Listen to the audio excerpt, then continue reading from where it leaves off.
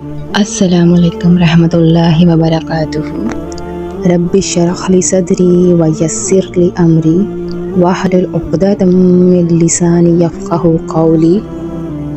اعوذ باللہ من الشیطان الرجیم، بسم اللہ الرحمن الرحیم۔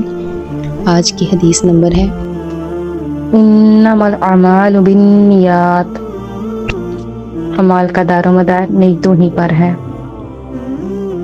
کسی بھی عمل کی قدر اور مقبولیت کا انحصار اس کی نیت پر ہوتا ہے۔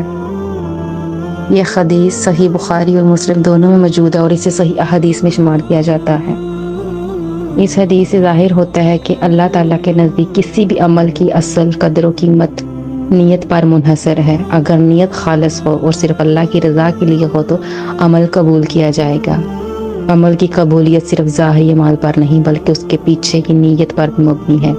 کوئی بھی نیک عمل اگر ریاکاری یا دنیاوی مقاصد کے تحت کیا جائے تو اس کی روحانی اہمیت کم ہو جاتی ہے۔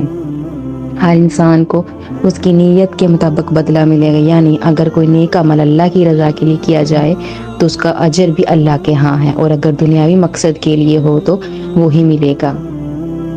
اس حدیث سے ہمیں اپنی نیت کی درستی کا درس ملتا ہے۔ ہر عمل کرنے سے پہلے اپنی نیت کو خالص کرنے کی کوشش کرنی چاہیے تاکہ عمل کی قبولیت اور اس کا اجر اللہ کے ہاں محفوظ ہو جائے۔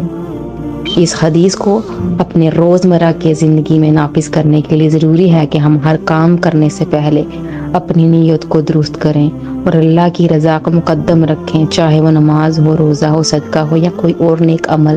ہر عمل کو خالص نیت کے ساتھ انجام دینے کی کوشش کرنی چاہیے۔